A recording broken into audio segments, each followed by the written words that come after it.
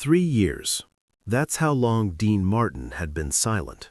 No interviews, no performances, no public appearances. His son was dead. His voice was gone. The Rat Pack was scattered. On May 18, 1990, he finally stepped out of the shadows for one reason: to say goodbye to his brother, Sammy Davis Jr. And in the final moment of that funeral, Dean Martin did something nobody had ever seen. He fell. Not physically, but emotionally. Completely. And it broke everyone who witnessed it. It was a Thursday morning in Beverly Hills. The sun was bright, almost offensively cheerful for a day that would become one of the darkest in Hollywood history.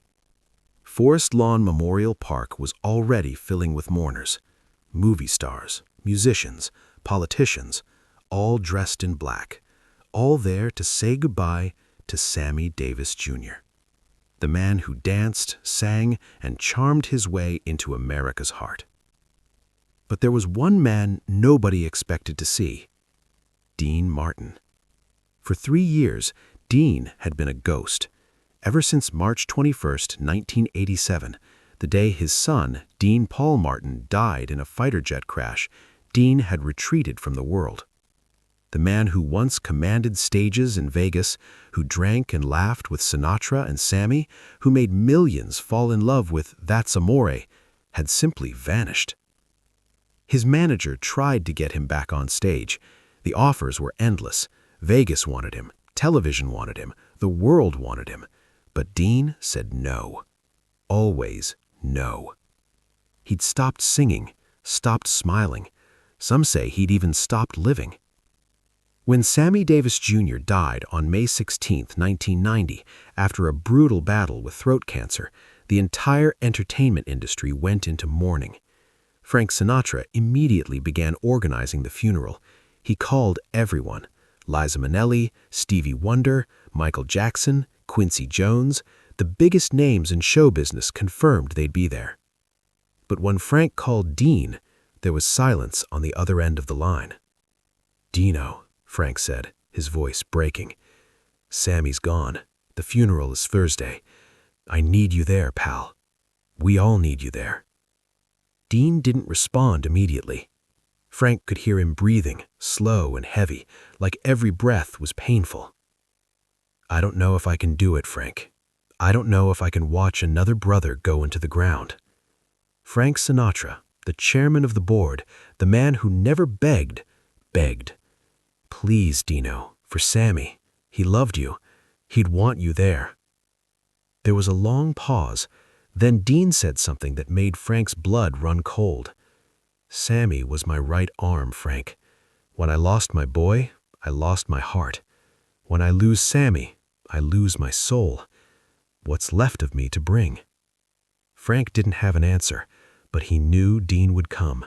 He had to. The morning of the funeral, Dean Martin's housekeeper, Rosa, found him standing in his closet, staring at his suits. He'd lost so much weight that nothing fit him anymore. His hands were shaking as he pulled out a black suit, the same one he'd worn to his son's funeral 3 years earlier. "Mr. Martin," Rosa said gently, her voice thick with worry, "are you sure you want to go?" Dean didn't look at her. He just nodded slowly, his eyes empty, staring at nothing. "I have to," he said quietly. "I owe him that much." Rosa helped him get dressed. She noticed how frail he'd become. The man who once carried himself with such confidence, such swagger, now looked like he might collapse at any moment. His face was gaunt. His cheeks were hollow. His eyes, those eyes that used to sparkle with mischief, were now just empty windows. The King of Cool had become a shadow. When Dean Martin's car pulled up to Forest Lawn Memorial Park, photographers swarmed in. They hadn't seen him in 3 years. The cameras flashed like lightning. Reporters shouted questions, but Dean didn't acknowledge any of it. His bodyguard, Marcus, walked beside him, practically holding him upright. "Mr. Martin," one reporter yelled, "how are you feeling today?" Dean stopped for just a second. He looked at the reporter with eyes that had seen too much death, too much loss, too much pain. "How do you think I'm feeling?" he said, his voice barely a whisper. Then he kept walking. Inside the chapel, the atmosphere was suffocating. 500 people packed into the space. Everyone who was anyone in Hollywood was there. But when Dean Martin walked in, the entire room seemed to pause. Conversations stopped mid-sentence, heads turned, whispers spread like wildfire. "Is that Dean Martin? I can't believe he came. He looks terrible. God, he's aged 20 years. Dean heard none of it. Or maybe he did and just didn't care. He made his way to the back row, as far from the casket as possible. He didn't want to be seen, didn't want to be noticed. He just wanted to be there, quietly, to honor his friend. Frank Sinatra was already at the front, standing near Sammy's casket. When he saw Dean, their eyes met across the room. Frank's face crumpled for just a moment, a flash of raw grief breaking through his legendary composure. Then he composed himself and nodded. Dean nodded back. No words were needed. They'd been brothers for 40 years. They spoke in silence. The service began. Reverend Jesse Jackson delivered the opening remarks. He spoke of Sammy's incredible talent, his resilience, his fight for civil rights, his love for his family. The words were beautiful, poetic even, but they felt distant to Dean. Everything felt distant now. Stevie Wonder performed Ribbon in the Sky. His voice filled the chapel, achingly beautiful, impossibly pure, and people began to cry. Grown men sobbed, women clutched tissues. The grief was palpable, heavy, pressing down on everyone. But Dean Martin sat perfectly still, his hands folded in his lap, his face expressionless.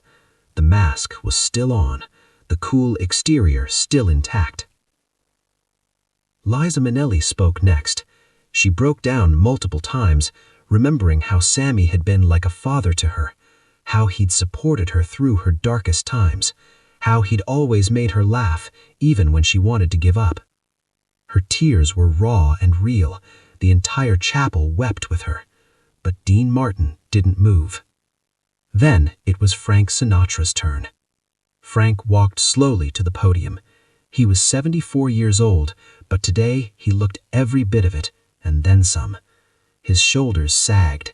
His hands trembled as he gripped the sides of the podium. He stared down at his notes. But when he began to speak, he abandoned the notes entirely. Sammy Davis Jr. was the greatest entertainer who ever lived. But more than that, he was my friend, my brother, my family. Frank's voice started to crack. We did a lot together, the three of us, me, Sammy, and Dino. We conquered Vegas. We made movies. We drank too much, laughed too hard, and lived like kings. Sammy always said we were untouchable, and for a while, we believed him. Frank paused. His eyes scanned the crowd until they landed on Dean in the back row. But time touches everyone, and loss breaks even the strongest of us. Dean felt Frank's gaze, but he didn't look up. He couldn't. Frank continued, his voice now shaking like a leaf in a storm. Sammy used to tell me, he called me Charlie. Charlie, when I go, don't you dare cry for me. I lived 10 lifetimes in one. I danced with the best, sang with the best, loved with the best. If I die tomorrow, I'll die happy. Frank's voice broke completely. Well, Sammy, you son of a gun, you did just that. You lived. God, did you live. And then Frank Sinatra broke down, right there, at the podium, in front of 500 people. Frank Sinatra, the chairman of the board, the man who'd sung My Way like a battle cry, couldn't hold it together. His shoulders shook. His hands covered his face. He sobbed like a child who'd lost his best friend. Because he had. Security started to move toward him, but Frank waved them off. "I'm okay," he said, wiping his eyes with the back of his hand. "I'm okay. Sammy would have kicked my ass for crying like this." A ripple of sad laughter moved through the chapel. "But I'm crying because I loved him. And I'm crying because I already miss him. And I'm crying because the Rat Pack, the real Rat Pack, is gone now. It's just me and Dino left. And honestly, I don't know how much longer we can keep pretending we're okay." Everyone's eyes shifted to Dean Martin. Dean felt the weight of 500 stares, but he still didn't move. He sat frozen, his jaw clenched so tight it hurt, his hands gripping the edge of the pew so tightly his knuckles were bone white. Inside, he was screaming. Inside, he was drowning. But outside, he remained the king of cool. Frank finished his speech and returned to his seat. The service continued. More performances, more speeches, more tears. But Dean heard none of it. His mind was somewhere else. Back in 1960, when the Rat Pack was at its peak, when they owned Vegas, when life was golden and death was just a concept, not a constant companion. He remembered a night at the Sands Hotel. Sammy had just finished performing Mr. Bojangles, and the crowd had gone wild. Standing ovation, thunderous applause, the kind of response that makes you feel immortal. Backstage, Sammy grabbed Dean and Frank, his face glowing with joy. "You know what, cats? We're immortal. As long as we're together, we'll live forever." Dean had laughed. "Forever's a long time, Smokey." Sammy grinned, that mile-wide grin that could light up a room, a city, a world. "Then let's make it count, baby." And they did. They made it count. Every show, every drink, every laugh, every moment. They lived like there was no tomorrow. But tomorrow came, and it kept coming. And now, one by one, they were leaving. The service ended. People began to stand, preparing to head to the burial site. But Dean didn't move. He stayed seated, staring straight ahead, his mind 1,000 miles away. "Dino," a voice said gently. It was Frank. He'd walked to the back row and placed a hand on Dean's shoulder. "It's time." Dean looked up at Frank, and for the first time that day, the mask cracked. His eyes were wet. "I can't do this, Frank. I can't watch them put him in the ground." "I know," Frank said, his own voice breaking. "But we have to. For him. He'd do it for us." Dean closed his eyes, took a deep breath, and stood. His legs were unsteady. Frank had to help him balance.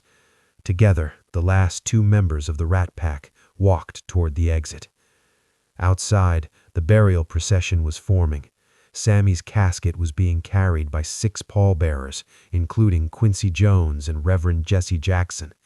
The casket was covered in white roses, Sammy's favorite. Dean and Frank stood together as the casket was placed onto the platform that would lower it into the ground.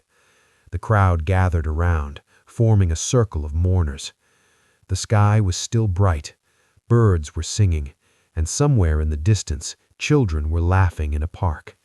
Life was going on, indifferent to the grief in this place. The Reverend said a final prayer. People tossed flowers onto the casket. Some whispered their goodbyes. And then, slowly, the casket began to descend. Dean Martin stood perfectly still, watching. His face was blank. His body was rigid. He looked like a statue carved from marble. But then something happened. As the casket lowered out of sight, Dean took a step forward, then another. People parted to let him through. He walked slowly, deliberately, until he was standing right at the edge of the grave. He stared down into the earth, at the casket that held his brother, his right arm, his friend of 50 years. And then, for the first time in 3 years, Dean Martin spoke in public. "Sammy," he said, his voice barely audible, cracking like thin ice. People leaned in to hear him. "You told me. You told me we'd always be together. The three of us. You, me, and Frank. You said we'd go out on top. Together." His voice cracked completely. "But you left, Sam. You left me. And I don't know how to do this without you." People around him began to cry. Quiet sobs rippled through the crowd like stones thrown into still water. Frank Sinatra stepped closer, tears streaming down his weathered face. Dean's shoulders began to shake. His hands reached out, trembling like leaves in a storm, and touched the edge of the grave. "You were my right arm, Sam," Dean said, his voice breaking into pieces. "When my boy died, I lost my heart. And now you're gone, and I'm just half a man now. I'm nothing." And then Dean Martin collapsed. Not physically, he didn't fall to the ground, but emotionally, he shattered. Like glass dropped from a great height, he shattered into 1,000 pieces. His knees buckled. Frank and 2 other men rushed to hold him up, to keep him from crumbling completely. Dean's face contorted in pain, raw, unbearable pain, and he began to sob, deep, guttural sobs that seemed to come from the very core of his being, the kind of crying that only comes from unimaginable loss, the kind of crying that strips away every defense, every wall, every mask. "I can't do this," Dean cried out, his voice echoing across the cemetery. I can't lose anyone else. I can't." Frank held him tightly, tears pouring down his own face like rain. "I know, Dino," Frank whispered, his voice thick with grief. "I know, but you're not alone. I'm here. I'm still here." But Dean wasn't listening. He was lost in his grief, in the overwhelming weight of everything he'd lost. His son, his career, his voice, his friends, his purpose. And now Sammy, his brother, his right arm, the man who'd made him laugh when nothing else could. For 50 years, Dean Martin had been the king of cool, the man who never broke, the man who could handle anything with a smile and a martini. But on May 18th, 1990, that mask finally fell, and the world saw the truth. Dean Martin was human. He hurt, he grieved, he loved. And he'd been carrying more pain than anyone realized. As Frank and the others helped Dean back to his car, photographers captured the moment. The images would appear in every newspaper the next day. Dean Martin breaks down at Sammy's funeral. But those who were there said the photos didn't capture the real story. They didn't capture the sound of Dean's sobs, deep and primal, like an animal wounded beyond healing. They didn't capture the way his body shook, the way Frank held him like a father holding a broken son. Dean Martin never fully recovered from that day. He lived for another 5 years, but those who knew him said he was never the same. He became even more reclusive, even more withdrawn. He stopped answering the phone, stopped seeing friends. He'd lost too much, and he couldn't bear to lose anything else. On December 25th, 1995, Christmas Day, Dean Martin died in his sleep. He was 78 years old. The official cause was acute respiratory failure, but those closest to him knew the truth. Dean had died of a broken heart. He'd been dying for 8 years, ever since the day his son's plane went down. Sammy's death had just been the final blow. At Dean's funeral, Frank Sinatra was too ill to attend, but he sent a message that was read aloud.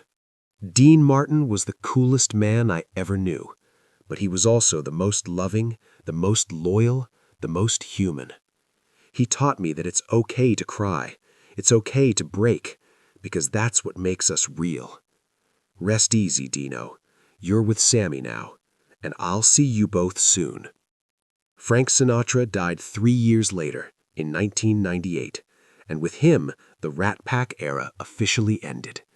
But the story of the day the King of Cool cried lives on, because it reminds us that even the strongest people carry pain, even the most confident people have moments of doubt, even the coolest people feel the heat of loss. Dean Martin spent his entire life making people smile. He gave joy to millions. But in the end, he was just a man. A father who lost his son, a friend who lost his brothers, a performer who lost his voice. And on May 18th, 1990, when he finally let the world see his pain, he gave us something more valuable than any song or movie ever could. He gave us permission to be human, to hurt, to grieve, to fall apart. Because even kings cry. And sometimes that's the most courageous thing they can do.